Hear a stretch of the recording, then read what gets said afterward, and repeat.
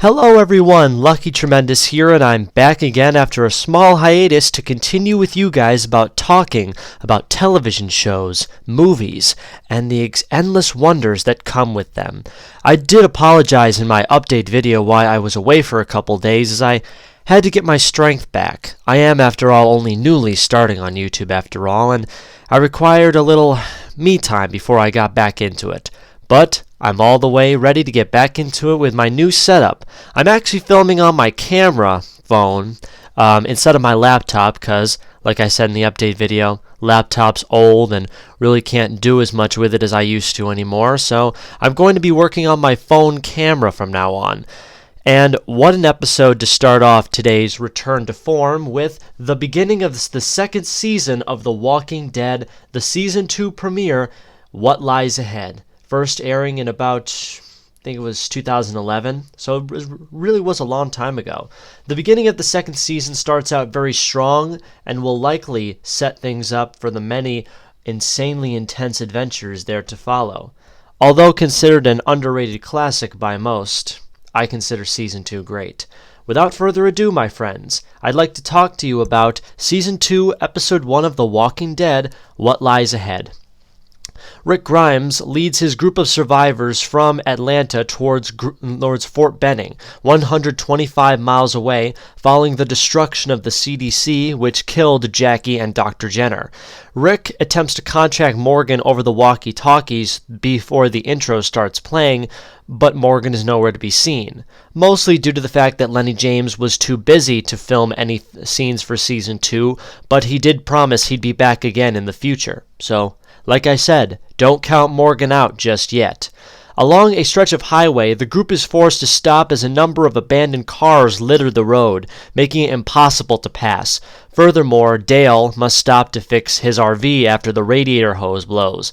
As the others push cars out of the way and scavenge for supplies like food and weapons and medicine, a horde of walkers appears right behind them. The group, out of panic, is forced to take shelter underneath cars. It's actually quite an intense scene where everybody, since we're at the beginning of the show, nobody's really up to fighting with walkers as of yet. So they basically have to hide and hope that they survive. In his haste, however, T-Dog, played by Irony Singleton, severely cuts his arm on a blade of glass. As you guys know, walkers are essentially human bloodhounds, so doesn't look good for him. When most of the walkers have passed, Sophia, Carol's daughter, pokes her head out from underneath one of the cars, and some walkers spot her. She begins to flee into the nearby woods, followed closely by Rick, who attempts to save her. He manages to get her away from the two walkers and tells her to hide someplace while he deals with them. And mind you, if she decides to get scared, she should go and run back to the others, go the way they came, and keep the sun on her left shoulder. He does this, he gets the walkers away, she goes off into the woods, but she never makes it back. The horde soon passes and the group returns to clearing the road while Rick and Daryl attempt to find Sophia in the thick woods. While Rick is gone, Shane tells Rick's wife Lori that he plans to leave the group on his own accord after his very uncouth behavior at the CDC, proving that he's somewhat not well. I mean, I'm actually kind of surprised that Lori was still talking to him, period. He tried to rape her, let's not forget. I mean, I get it, she doesn't want to make a whole scene out of it, but it's kind of an important issue to talk about, I think. Something else I should mention at this part of the episode. Carl, being as how he's only 10 years old, mind you, goes up to a seemingly dead walker to steal weapons off of it. Now, I don't know about you guys, but when I was 10 years old, I would have stayed right with my mother. But that's what makes Carl Grimes such a special kid. He doesn't follow orders. He does whatever he wants. It kind of makes him stupid, but it really makes him fun to watch, right from the very beginning. So that's how the group got their hand-to-hand weapons. Carl found them. I thought that was pretty cool.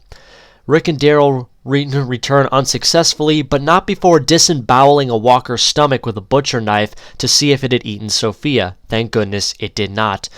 and the group spends the night to resume the search in the morning. Carol severely berates Rick for losing Sophia in the woods, and it's honestly one of Carol's very first awesome moments. If the scenes in episodes 5 and 6 weren't any indication to you guys that Carol was a great character, this episode certainly hammered it home for me. During the search, Andrea confronts Dale about her decision to stay behind at the CDC, and stating very clearly that she wanted to die on her own terms, but that his choice to stay with her took that chance away from her. She makes it very loud so everyone can hear. Dale has no words for this, and Andrea tells him to stay the hell away from her. Now, this is definitely one of the very first scenes that got fans to think, Andrea's really not as cool in the show as she was in the books. But mind you, this is season 2. Andrea didn't get awesome in the books until maybe year 4, year 5. So I really wouldn't put it past her that badly. Although, mind you, she's also kind of suicidal. It's kind of something that happens, you know. If they give up on life, they get mad at the person who keeps them alive. I feel really bad for Dale. I don't really feel bad for Andrea. Well, not anymore. I did, but obviously that was a long time ago. Meanwhile, the group sets out into the woods with Carl in tow as they attempt to find Sophia among the trees. They find an empty campsite, but no Sophia. As they continue to walk, they hear bells from a small church. They dispatch a few walkers inside, but they still don't find Sophia. They find out where the bells came from and an automated timer attached to the building. If the end of the world has been over by a month, how is there still running electricity? I mean, I get it with the police station. It's a police station, but this is a church. How is it still working? Weird. As they take a break, after searching for Sophia a bit more, Carol prays for the safe return of her daughter inside the church, saying that she did pray for her husband to die, but that she doesn't want her daughter's death to be her punishment. Andrea overhears Shane arguing with Lori about his leaving, that basically he loses either way, and that she basically berates him to try and get her to come with him.